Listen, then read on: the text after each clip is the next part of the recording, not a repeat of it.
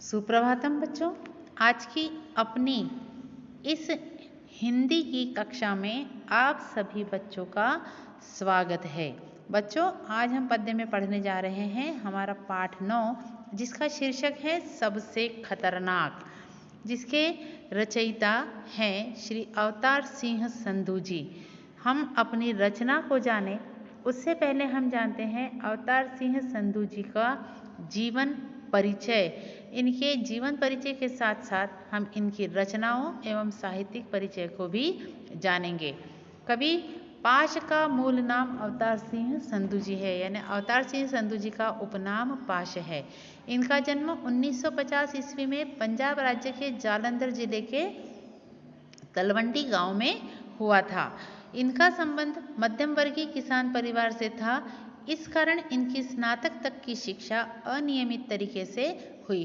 हम सभी मध्यम वर्गीय परिवार की समस्याओं को जानते हैं, जिससे पाश जी स्वयं भी जूझे हैं।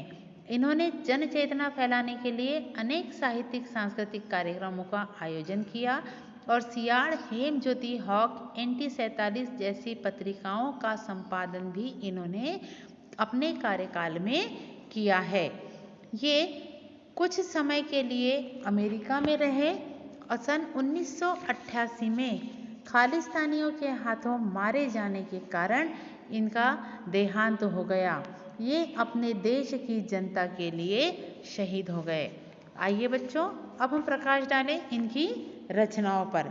तो इनकी प्रमुख रचनाएं हैं लौह कथा, उड़दे बाजा मगर, साड़े, समिया बीच, लड़ेंगे साथी, बीच का रास्ता नहीं होता, लहू है कि तब भी गाता है। इन रचनाओं का हमें हिंदी में अनुवाद भी प्राप्त है। इनकी रचनाओं के नामों के आधार पर हम जान सकते हैं कि इनमें बहुत विद्रोह की भावना रही है। चलिए बच्चों, अब हम जानते हैं इनका साहित्यिक परिचय। पाश जी समकालीन पंजाबी साहित्य के महत्वपूर्ण कवियों में से एक माने जाते रहे हैं, यानी इनका वहाँ के प्रमुख कवियों में स्थान था। ये जन आंदोलनों से जुड़े रहे और विद्रोही कविता का नया सौंदर्य विधान विकसित कर उसे तीखा किंतु सृजनात्मक तेवर इन्होंने प्रस्तुत किया है। यानी इन्होंने सच्चाई को तो दिखाया है, कड़वे शब्दों में बताया है, परंतु विनम्रता को अपनी कविताओं में स्थान दिया है। इनकी कविताएं विचार और भाव के सुंदर समायोजन से बनी गहरी राजनीतिक कविताएं हैं, जिनमें लोक संस्कृति और परंपरा का गहरा बोध मिलता है। हम इनकी रचनाओं को जानें तो उसमें हमें राजनीति के साथ साथ हमारी सभ्यता और संस्कृति भी दिखाई देती है।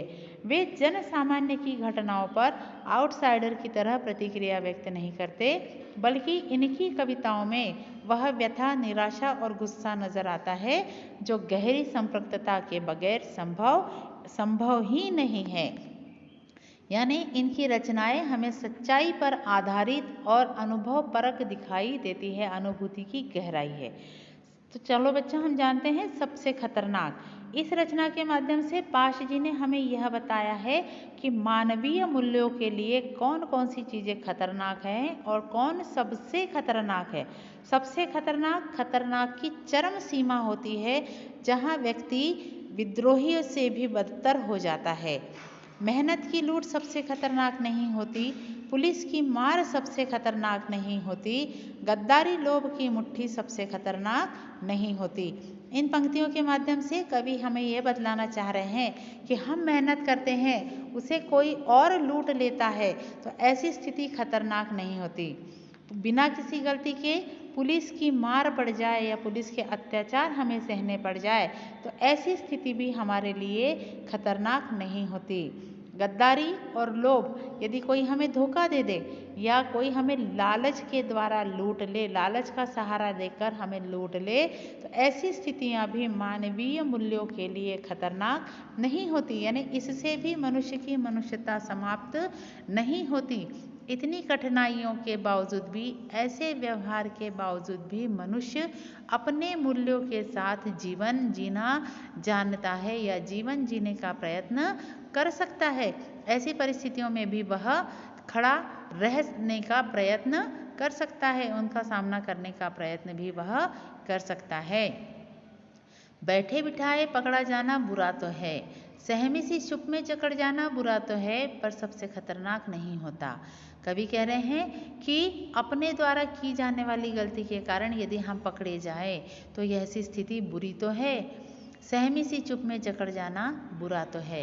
यदि हमने गलत किया है और हम एक कोने में चुपचाप सहम कर बैठ गए हैं, अपनी गलती का हमें एहसास है या उसके कारण हम पकड़े जा रहे हैं, तो ऐसी स्थिति मनुष्य के जीवन में बुरी तो है, यह आदतें बुरी तो है, पर सबसे खतरनाक नहीं होती। परंतु ये आदतें जो हमने पिछली पंक्तियों में भी देखी और अभी भी पढ़ा कि मेहनत को लूट लेना, पुलिस की मार खाना, गद्दारी या लोभ के कारण लुट जाना या किसी को लूट लेना, ये बैठे बिठाए पकड़े जाना, सहमी सी चुप यानी चुपचाप किसी कोने में खड़े होकर अपना गलत कामों को अंजाम देना, ये सारी परिस्थितियाँ गलत तो है, पर ये ऐसी स्थितियाँ भी कभी खतरनाक नहीं होती, सबसे खतरनाक नहीं होती। यानी हमारी इन आदतों से किसी दूसरे पर बुरा असर तो पड़ता है, परंतु बहुत अधिक नुकसानदायक नहीं होती। कपट के शोर में सही होते हुए भी दब जाना बुरा तो है, किसी जुगनू की लौ में पड़ना बुरा तो है, मुट्ठियाँ बींच कर बस वक्त निकाल लेना बुरा तो है, सबसे खतरनाक नहीं होता। कवि कह रहे हैं कि आज के समय में हमारे चारों ओर कपटी लोग भरे हुए हैं, कपट भरा हुआ है। ऐसे शोर में या ऐसे वातावरण में सही होते हुए भी दबकर रह जाना, यानी हम पर अत्याचार होना या हमारा नुकसान होना गलत तो है। किसी जुगनू की लौ में पड़ना बुरा तो है। जुगनू एक कीड़ा है जो जगमगाता है, हल्की सी उसमें रोशनी निकलती है। तो कवि कहते हैं कि उस तरह की हल्की सी रोशनी की लौ में आगे बढ़ना या हल्के सी हिम्मत के सहारे आगे बढ़ना पढ़ना बुरा तो नहीं है। मुट्ठियाँ बींच कर बस वक्त निकाल लेना बुरा तो नहीं है। अपनी मुट्ठियों को बंद करके उसमें से निकलते समय को देख लेना या उसका दुरुपयोग करना बुरा तो है, परंतु ऐसी स्थिति भी सबसे खतरनाक नहीं हो सकती। यानी इस प्रकार का सारा व्यवहार जो है वह बुरा तो है, परंतु खतरनाक नहीं होता। सबसे खतरनाक क्या होता है, यह इन पंक्तियों में कवि बता रहे हैं। सबसे खतरनाक होता है मुर्दा शांति से भर जाना, ना होना तड़प का सब सहन कर जाना, घर से निकलना काम पर और काम से लौटकर घर आ जाना। कवि कह रहे हैं कि सबसे अधिक खतरनाक होता है मुर्दा शांति से भर जाना। मुर्दा हम सभी जानते हैं, मृत शरीर को मुर्दा कहा जाता है, और हम जानते भी हैं कि एक मृत शरीर के बाद हम कितना ही चीख ले, कितना ही चिल्ला ले, कितने ही अत्याचार कर ले, उससे कोई फर्क नहीं पड़ता, वह टस से मस नहीं होता। तो कवि कह रहे हैं कि इस तरह की स्थिति में जब मनुष्य आ जाता है तो वह सबसे अधिक खतरनाक हो जाता है।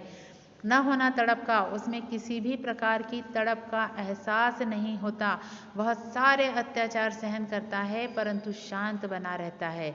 वह अपने आप को एक सीमित दायरे में खींच लेता है, घर से निकलता है, काम पर जाता है और काम से लौटकर घर आ जाता है। वह बेमन से काम पर जाता है, काम करता है, घर आ जाता है, उस पर किसी भी प्रकार की भावनाओं का कोई असर नहीं होता। जब मनुष्य इस स्थिति में आ जाता है तब वह सबसे अधिक खतरनाक हो जाता है, और ऐसा खतरनाक व्यक्ति इस समाज के लिए ही नहीं राष्ट्र के लिए भी खतरनाक होता है, क्योंकि उस पर किसी भी प्रकार की क्रिया की प्रतिक्रिया नहीं होती। आप चाहे कुछ भी बोलो, कितना ही बुरा व्यवहार उसके साथ कर लो, वह कभी पलटकर आपसे बात नहीं करेगा या उसका आपको जवाब नहीं देगा। सबसे खतरनाक होता है हमारे सपनों का मर जाना। सबसे खतरनाक वह घड़ी होती है आपकी कलाई पर चलती हुई भी जो आपकी निगाह में रुकी होती है। कवि कह रहे हैं कि सबसे खतरनाक वह समय होता है जब मनुष्य अपने सपनों के बारे में सोचना बंद कर देता है, वह अपने सपनों को खत्म कर लेता है। हम सारे काम करते हैं, हम दौड़ भाग करते हैं, काम पर जाते हैं, पैसा कमाते हैं, सामान लाते हैं, सब अपने सपनों को साकार करने के लिए, परंतु जब मनुष्य सपने देखना छोड़ दे तो वह उसके एक सहन शक्ति की पराकाष्ठा पर पहुंच चुका होता है।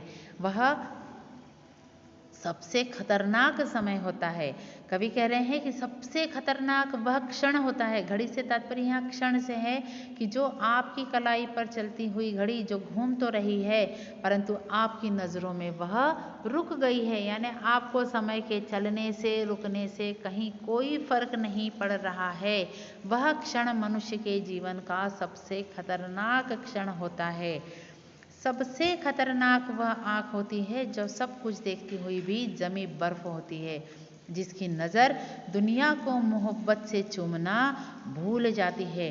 कवि कह रहे हैं कि मनुष्य की वह पथराई आँख सबसे अधिक खतरनाक होती है जो अपनी आँखों के सामने होते हुए अत्याचारों को, अन्याय को देखती है पर बर्फ की भांति जमी रहती है, यानी बर्फ की भांति स्थिर रहती है। उस पर कहीं किसी भी प्रकार का कोई प्रभाव हमें दिखाई नहीं देता, जिसकी नज़र दुनिया को मोहब्बत से चूमना भूल जाती है। और ऐसा व्यक्ति जो शून्य हो जाता है, सब कुछ सोचना बंद कर देता है, वह इस दुनिया से अपने प्यार से बात करना, प्रेम से, स्नेह से बात करना भूल जाता है। यह नहीं उसमें किसी के भी प्रति स्नेह का एक क्षण भी, एक क्षण में कह सकते हैं या एक तिनका भी उसमें स्नेह जीवित अवस्था में नहीं होता, वह सबसे खतरनाक होता है। जो चीज़ों से उठती अंधेपन की भाप पर ढुलक जाती है, जो रोज़मर्रा के क्रम को पीती हुई एक लक्ष्यहीन दुराव के उलटफेर में खो जाती है।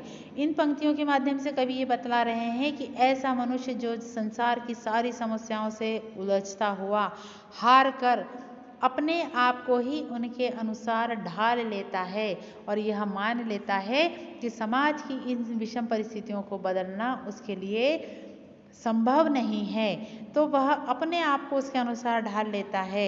जो रोज़मर्रा के क्रम को पीती हुई एक लक्ष्यहीन, जो एक लक्ष्यहीन, उसके जीवन में कोई लक्ष्य नहीं रहता। जब मनुष्य हार जाता है तो वह लक्ष्यहीन यानी बिना किसी उद्देश्य के ही अपने जीवन में उलझ जाता है, उलझता नहीं है, वैसा ही जीवन जीने लगता है लक्ष्यहीन। उठना है, जाना है, घर वापस आना है, उसके लिए कोई नया स्वप्न जन्म नहीं लेता, उसके लिए किसी के द्वारा किए गए बर्ताव से कोई फर्क नहीं पड़ता। वह अपना जीवन एक निर्जीव जीवन जीता रहता है। वह सबसे खतरनाक होता है। सबसे खतरनाक वह चांद होता है जो हर हत्याकांड के बाद वीरान हुए आंगनों में चढ़ता है पर आपकी आंखों की ओर मिर्चों की तरह नहीं गड़ता है। कवि कह रहे हैं कि सबसे खतरनाक वह चांद होता है। चांद यानी यहाँ पर चंद्रमा को भी कवि ने एक कटाक्ष कसा है कि चंद्रमा भी बेदर्द सा उस घर पर अपनी रोशनी फेंकता है जहाँ कोई हत्याकांड हुआ हो, जहाँ पर कोई विषम परिस्थितियाँ आई हो, वहाँ पर भी जाकर यह चमकता है। इसे वहाँ जाकर चमकने में भी कोई दर्द नहीं होता, कोई लाज नहीं आती, कोई शर्म नहीं आती। वीरान हुए आंगनों में चढ़ता है और ये उस घर में वीरान आंगनों पर चढ़ता है और इठलाता है। पर ऐसी परिस्थितियों में भी मनुष्य जो इन सब से ऊबकर हताश होकर बैठा है, वह अपनी आँखों में, उसकी आँखों को मिर्च की तरह, यानी चंद्रमा का यह व्यवहार भी या समाज के उच्च तबके का ऐसा व्यवहार भी उसे मिर्ची की तरह, जिस तरह मिर्च हमारी आँखों में चुभती है, उसे इन परिस्थितियों से कोई फर्क नहीं पड़ता। वह पथराई हुई अपनी आंखों से वह सब देखता है। सबसे खतरनाक वह गीत होता है जो अपने आपके कानों पर तक पहुंचने के लिए जो मर्सिये पड़ता है। मर्सिये उसे कहा जाता है जहाँ कहीं मृत्यु होती है, वहाँ पर गाया जाता है। तो कवि कह रहे हैं कि कवियों को भी इस बात का ध्यान रखना चाहिए कि यदि मनुष्य टूट गया है तो वह ऐसे गीत न गाए या ऐसे गीतों की रचना न करे जो उनके इरादों को और गर्त में ढकेल दे। उनका उत्साह वर्धन करने के लिए कवियों की आवश्यकता है कि उन्हें उत्साहक गीत प्रदान करे। आतंकित लोगों के दरवाज़ों पर जो गुंडों की तरह अड़कता है, आपके द्वारा लिखे गए दुख दर्द के गीत उन लोगों के लिए एक आतंकी व्यक्ति के घर पर यदि कोई आतंकी पहुंच जाए और अकड़ता रहे, अपनी अकड़ दिखाता रहे, इतराता रहे, तो ठीक इसी प्रकार से आपके दर्द को व्यक्त करने वाले गीत उस मनुष्य के लिए और ज़्यादा दर्दीले हो जाते हैं। वह और अपने इरादों से टूटता जाता है, उसकी हिम्मत टूटती जाती है और इस समाज से उसकी अपेक्षाएं खत्म प्राय होती जाती हैं। वह किसी से भी अपेक्षा करने के लिए तैयार नहीं रहता और ऐसा व्यक्ति समाज के लिए खतरनाक हो सकता है। सबसे खतरनाक वह रात होती है जो जिंदा रूह के आसमानों पर ढलती है। कवि कह रहे हैं कि हमारे लिए सबसे खतरनाक वह रात होती है जहां हम जिंदा व्यक्तियों को उन्हीं में ढलने की सलाह देते हैं। यानी हम एक जीते जागते जिसमें कुछ हद तक इंसानियत जीवित है, उस व्यक्ति को भी जब हम दबाने का प्रयत्न करते हैं तो वह सबसे खतरनाक होती है। जिसमें सिर्फ उल्लू बोलते हैं हुआ करते गीदड़, हमेशा के अंधेरे बंद दरवाजों चौगाठों पर चिपक जाते हैं। कवि कह रहे हैं कि जिस तरह से उल्लू और गीदड़ सुनसान इलाके में अपनी आवाज से और भयानक बना देते हैं और अधिक खतरनाक वातावरण बना देते हैं, ठीक इसी प्रकार का काम हम करते हैं जब हम किसी ऐसे व्यक्ति को जिसमें थोड़ी सी संवेदनाएं जिंदा है उसे और ज़्यादा डरा धमका कर उसे और अधिक दबाव में लाकर उसकी इच्छाओं को हम दबाते हैं या उनको कुचल देते हैं। तो ऐसा काम करते हुए हम हमेशा बंद दरवाज़ों के चौगाठों पर चिपक से जाते हैं, यानी वे दरवाजे जो हम पहले ही बंद है, अपनी इन करतूतों से हम और अधिक उन्हें परेशान करते हैं। अपनी रूढ़ियों का ढोंग पीटकर हम उन पर अत्याचार करके उनमें बची कुची इंसानियत को भी हम नष्ट कर देते हैं। सबसे खतरनाक वह दिशा होती है जिसमें आत्मा का सूरज डूब जाए। कवि कहते हैं कि सबसे खतरनाक वह दिशा होती है, यानी वह समय होता है जहां आत्मा का जीवित स्वरूप जो है वह डूब जाता है। हम सभी जानते हैं बच्चों कि जब तक हमारे अंदर आत्मा रहती है तब तक हम जीवित रहते हैं। जिस दिन आत्मा हमारा साथ छोड़ देती है हम मृत प्राय हो जाते हैं। तो यहाँ इन पंक्तियों के माध्यम से कवि वही समझा रहे हैं कि हमारी अंतरात्मा जब संवेदनहीन हो जाती है वह स्थिति हमारे लिए सबसे अधिक खतरनाक होती है। उसकी मुर्दा धूप का कोई टुकड़ा आपके जिस्म के पूरब में चुभ जाए और यह सबसे अधिक खतरनाक होता है जब उसकी दर्दिली पहचान को कोई और सुई की भांति चुभ जाता है या हमारे द्वारा किया गया कार्य उसको चुभता है तो वह और अधिक खतरनाक होता है। यहाँ पर व्यंजना शक्ति हमें इन पंक्तियों में दिखाई देती है कि यहाँ पर सीधे सीधे हम तक बात को नहीं पहुँचाया गया है, बात को घुमा फिरा कर पहुँचाया गया है। मेहनत की लूट सबसे खतरनाक नहीं होती, पुलिस की मार सबसे खतरनाक नहीं होती, गद्दारी लोभ की मुट्ठी सबसे खतरनाक नहीं होती। इन तीन पंक्तियों की पुनरावृत्ति के साथ कवि हमें यह बतलाना चाह रहे हैं कि यदि व्यक्ति के द्वारा की गई मेहनत को कोई लूट ले, बिना गलती के जब पुलिस अत्याचार करे या गद्दारी लोभ के साथ वश हमें कोई लूट ले, ऐसी परिस्थितियां भी हमारे लिए खतरनाक नहीं होती। परंतु इस कविता में जितनी भी स्थितियां बताई गई हैं कि जहाँ मनुष्य की आंखें पथरीली हो गई हैं, मनुष्य की घड़ियाँ रुक गई है, वह उसने अपने आप को सीमित कर लिया है। रोते हुए व्यक्ति को यदि हम और रोने वाला गीत सुनाते हैं, हम मृतप्राय काम कर रहे हैं, आतंकित लोगों के दरवाज़ों पर हम जा रहे हैं, तो ऐसी स्थितियाँ जो है वे मानवीय जीवन के लिए, मानवीय मूल्यों के लिए बहुत अधिक खतरनाक होती हैं। अपनी इस रचना के माध्यम से कवि ने हमें खतरनाक और सबसे खतरनाक में अंतर बतलाने का सार्थक प्रयोग किया है। मुझे लगता है बच्चों आपको यह रचना समझ में आ गई होगी। मुझे ध्यान से सुनने के लिए आप सभी का बहुत बहुत धन्यवाद। आप सभी इसी तरह कक्षा में जुड़े रहें।